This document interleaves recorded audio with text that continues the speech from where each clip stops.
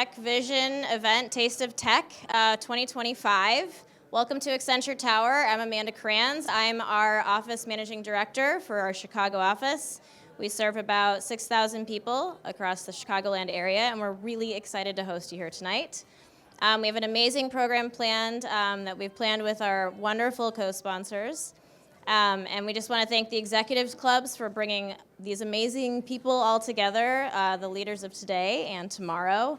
And today we are going to be talking you through some of these trends that we're seeing in the marketplace. Obviously, AI is top of everybody's minds. If you're playing a game at home, go ahead, take a beverage, drink. AI is just on everybody's tongue. And so we're going to be talking about that today. And then we have some amazing demos that we've actually already shown at CES this year. And also Davos. So without further ado, I want to introduce my wonderful colleagues, Katie Ahern, and also Sham. Oh God, Sham's kind of like Beyonce. Everybody knows him as Sham. All right, Sham. Right. I don't know. Speaking of Beyonce, I don't know how many of you are Beyonce fans. Perfect. Thank you. So we had this big debate. We were watching the Grammys this Sunday. We are huge Beyonce fans, my husband and I, but we still did not believe that she should have won the Album of the Year for country music, maybe for a different genre. But that was the debate at home on Sunday night about Beyonce. All right. So welcome everybody.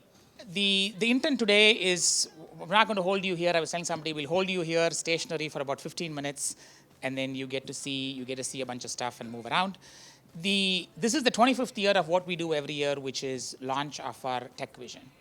Right? I think it was attributed to Bill Gates that we usually underestimate what technology can do in the long term, and we overestimate what it can do in the short term. Right? So the idea is these things are a little bit out there. They are deliberately, intentionally out there, because the perspective is to actually look at what the future could be, so that you can plan starting today of what you might want to do in anticipation of the future. Right? Some of the things I was talking to somebody. We usually get some of the timings, we get them wrong, right? We thought the metaverse would change the world, but my husband uses it to play games and with our cat. That is what we use the Oculus for. So we get some of the timings wrong, but the intent really is to give you a flavor of where we think technology is headed, so you can start to plan for this in your businesses in the short term, okay? So the way we're going to do this, obviously, AI is kind of the top of mind for everyone, right? And I think there are different ways to think about it. The most common way to think about this is this kind of a new platform shift, right? So you saw the wave of mainframes, you saw the wave of PCs, you saw the wave of the internet, you saw the wave of mobile. So if you have a hypothesis that AI is kind of the next platform shift, then how might you want to think about the world in this kind of a platform shift is kind of the theme behind the conversation. But before we talk about AI, I am sure there was pandemonium caused because of DeepSeek last week. So it would not be proper if we did not talk about DeepSeek before we started any conversations about AI. So maybe how many of you actually downloaded and used the DeepSeek app? Okay. So our corporate policy says we should not be downloading it on our phones. So your corporate policy probably told you should not be using it. But some brave people put up their hands. All right.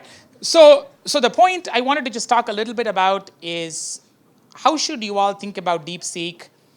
We spent a little bit of time framing a few points, so I thought I'd just share those with you. For some context, when we use the word DeepSeek, we mean two things. We mean the app that is now above OpenAI in the App Store. We are also referring to a model that was made available that can be deployed on any cloud platform that can be used. Right? So if you think about what are some of the implications as you think about DeepSeek for your companies, the first one is that it was clearly a win for open source and open weight models. Right? So Meta with Llama was the biggest contender in open source and open weight. It became very clear that there are strong contenders in open source and open weight. So there is this notion that this is a win for open source, open weight. That's why you saw companies quickly adapt this in their cloud platform. Google announced it, Microsoft announced it, AWS announced it.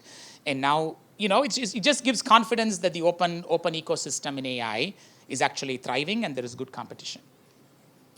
The second thing which was interesting for me was because DeepSeek actually was announced, I think in December, I think before Christmas. How many of you use the app Perplexity? Yes, perfect. There's a good people that are huge fans of Perplexity. Perplexity actually came and said very quickly that after DeepSeek was announced, that the model is now available in Perplexity. The reason they are able to do that is because they built an architecture that was largely model agnostic. So the notion being that models are going to change, new things are going to come up. How do you build an architecture that allows you to switch, allows you to add? Because that is the way the world is going to evolve. So as you think about building AI solutions and capabilities, you may want to think about how do you create a model agnostic architecture that lets you switch models. The third one is the token cost got lowered. Tokens here refer to what goes into these large language models and what comes out. This is a general trend that as the marginal cost of technology drops, you will start to see other players already drop their prices, whether out of necessity or because of innovation. So I think you will start to see that the cost of what is called inference, the cost of intelligence, however you want to talk about it, will actually drop. Right? Now, obviously, the street reacted very badly and said that means we will need less NVIDIA GPUs, and I think the NVIDIA stock price tanked. But the big debate was, if something actually becomes cheaper, there is a good economic argument that we will actually make more use of it. So there is a counter argument that says, as actually intelligence becomes cheaper, we will see more use of it, not less use of it. But that's a topic we can debate over drinks. The other thing in mind is, it is important to think about building with the future in mind. Right? If you anticipated that inference was going to drop, if you anticipated that you would get better models, would our imaginations have been different if we had built with what is possible in mind? So that's actually a nice lead-in to how you think about these trends, because I think it's important to think about building with the future in mind, because the future is coming at us quite fast. And the last but one is, if you believe that the infrastructure, the models are essentially going to be as cheap as possible, there is not much money to be made, yes, in the chips in the data center, but not so much in the model, the value is all going to be how these models are used. Right? So the value is really going to be in the use of these applications by your business teams, by your teams, by us as consumers. So the value shifts from the model all the way to the apps. The last thing I found very fascinating is that DeepSeek is only 200 people. Right? And then you look at the headcount of all these companies, they're in the thousands. So I also think there is a meta layer to think about, like what small, competent, mission-focused teams can actually accomplish if you gave them a mission at hand, gave them a constraint, and you had competent people. So I thought this will just be a quick way for us to think about what is topical in all of your minds, which is what do we think about DeepSeek. With that in mind, most of the conversation today and what you're going to see is not about how AI impacts us as consumers. Right? It is really about how AI can be used within your own organizations to drive kind of the next wave of process re-engineering or process reinvention. I was thinking about my first project at Accenture when I started in 2002 was for Nordstrom. Right? If you think about markdowns, if something at the end of a season at Nordstrom, they would mark them down. The way they would mark them down is actually on paper. Right? So my first project in 2002 was actually take paper markdowns at Nordstrom, and the first thing we did was we digitized them. We basically said no longer does every store have to send sheets of paper to corporate to go put them into the system. You now have a system that runs on a client-server architecture and ERP that does that. So that first wave of automation eliminated what I call as paper markdowns. With that same client, a couple of years later, we said, why don't we just use some basic statistical techniques and tell you when to take the markdown? So instead of deciding that you need to do this manually, let us use some basic algorithms and tell you that you should mark this down by 30%, because if we did it then, it will actually improve. You can now think about the fact that that whole thing could probably be automated, because a smart thing could figure out that this is no longer selling. You now have to mark it down. This is the right time to mark it down. You could automate the whole process. So the way I think about how this actually impacts your systems is that it's just another wave of how you can make processes more efficient, and as a result, how you can better interact with your customers and create a better customer experience. So there are 4 general themes, and then my friend Katie is going to talk about the actual trends itself. And the first trend, obviously, is that we are seeing like AI getting generalized everywhere. I just remembered that in the Grammys, this Sunday, the Beatles won the best rock performance for Now and Then. right? So I didn't know about this. Again, one of my things when my husband was like, did you know AI was used? And I said, I had no idea, so I had to ask ChatGPT. But then it became very true that I think John Lennon composed this lyric in 1970s. It was very lo-fi quality. AI was used to extract his voice. The rest of the Beatles did something. And then now that won a Grammy 50 years after the Beatles last won the Grammys, right? So AI is becoming everywhere. What you're seeing everywhere is this notion of autonomy, agents, where AI is starting to act a lot more autonomously, giving people the ability to act more autonomously. But to do all of this, just like we have our human brains that processes knowledge, our enterprise knowledge has to be codified. And then eventually we should start thinking about what trust is. And we'll cover maybe a few of these things quickly because this is important. If I think about like how our brains work, like we store information, right? That's our corporate repository of knowledge. If you think about like a corporate brain, we kind of need a way in which our information is stored, which is kind of knowledge. Our brain does a whole bunch of inferencing. It figures out what's the shortest way for me to go home. It's better to use an Uber. So my brain is doing a lot of inferencing.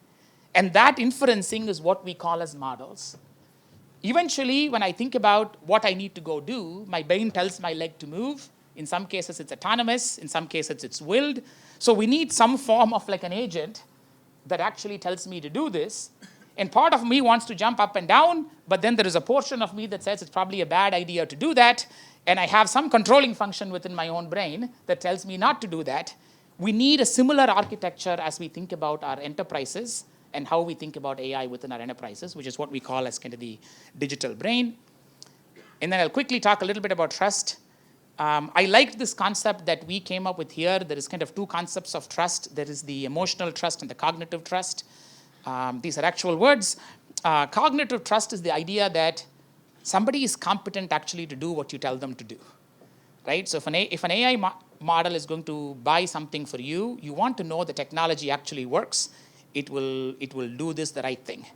The emotional trust is that you believe they have your best intention at heart, right? So when OpenAI released and said you can have the AI agent automatically buy things for you, you need to have the trust it's not going to take your credit card and do something strange for you, right? So as you think about like trust in AI, it'll be helpful to frame this in the context of what type of trust do we need to build in our systems. So this is kind of the general backdrop of how we think about AI. With this context in mind, my friend Katie is going to walk us through some of the trends and 3 actions you can take tomorrow. I feel like I've rushed you all through this, but that's the intent. So Katie, over to you. One of the things we like to think about the trust aspect from a cognitive perspective is, as Sean pointed out, can the AI actually do what we tell it to do? And the example we like to use with this is that how you maybe would even trust people to do something. So some of these examples might be trusting that your coworker can do something. It's the same kind of element. For me personally, the trust aspect is I have my 4th kid has just got his driver's permit, and I have a whole new level of fear around cognitive trust with him on the road. So, okay, so in terms of what Sean was talking about, AI has brought autonomy to everything it touches. And this is the common thread across this year's 4 trends. So you may think about, wow, this looks like another AI report and that's all we're covering. The reality is all the scanning we do year-round on the trends is that for any kind of technology, AI is underpinning and creating new capability. So for these 4 trends, for Binary Big Bang, it's focused on software and technology systems. Your face in the future is around brand and customer experience. LLMs get their bodies is the future of robots. And finally, the learning loop is how AI and the workforce are working together. So we're going to go very quickly through these, and then you'll be able to experience some of these trends coming to life through some of our demos. So for the first trend, Binary Big Bang, this is about how AI is creating the ability to really crack the language barrier on code. And so it's being able to code itself and create and proliferate new technology systems, agentic systems that can talk to each other, and just the abundance of this technology systems that can be created very quickly is creating an opportunity for companies to have just a new level of innovation and a new level of digitization in their businesses that are creating an opportunity to grow and scale with AI.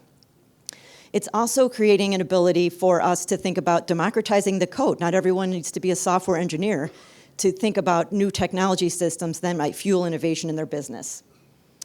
So the second trend you're facing in the future, we're already seeing a situation where you don't always have control over your brand when you're trying to build loyalty with your customers. Already, we have search engines interfacing on a regular basis with customers, and they're not going to necessarily your storefront or your web page. What we're seeing in the potential future is a customer engagement crisis where AI is now able, with its mass scalability, to communicate with your customers as never seen before.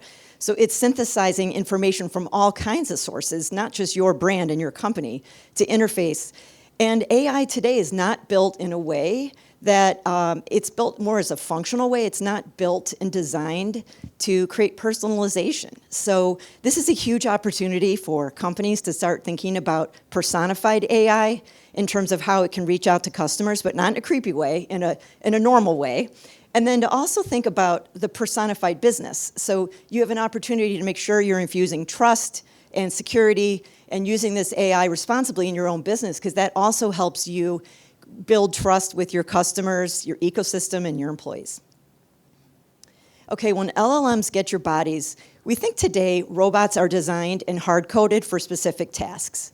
But with AI and large language models, robots have the capability to have more physical awareness around their surroundings, more spatial knowledge of what's around them. They're able to make decisions in real time that aren't hard-coded. So this is creating a big opportunity for companies to think about where they can use robots in their side-by-side with humans, or potentially how you're creating products and how products are made. At CES, we showcased a really fabulous demo that we've got a version of it here today that you can take a look at, with the dynamic workflow of a humanoid robot side-by-side on a conveyor belt with a human and an AI system. And the dynamic workflow can change, and the robot was able to learn in real time what goods were damaged and to pull them off the conveyor belt, and you can see that here today.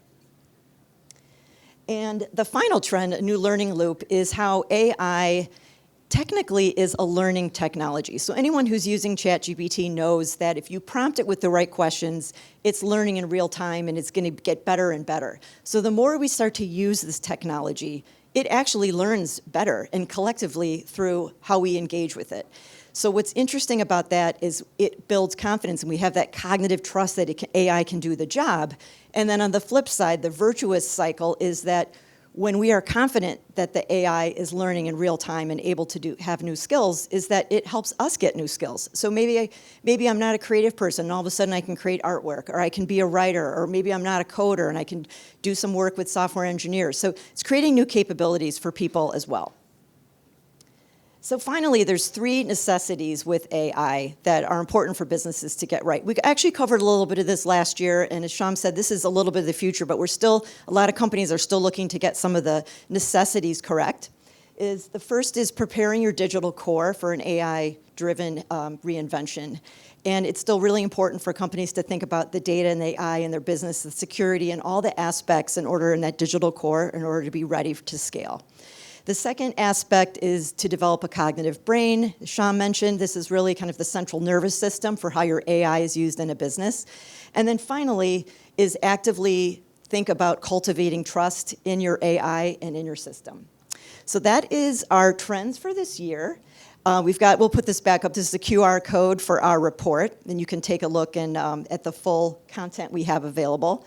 And then now I'd like to invite you to go around. We have several stations around of demos that help bring the tech vision to life. And you can experience some of these technologies in the future of how this could work in your organization, across your ecosystems and your industries. So we really hope you take advantage of all this, have a drink, do some networking, and enjoy the evening. Sham and I will be here to answer any questions you might have about the tech vision. And we're looking forward to a really interesting and fun evening. Thank you.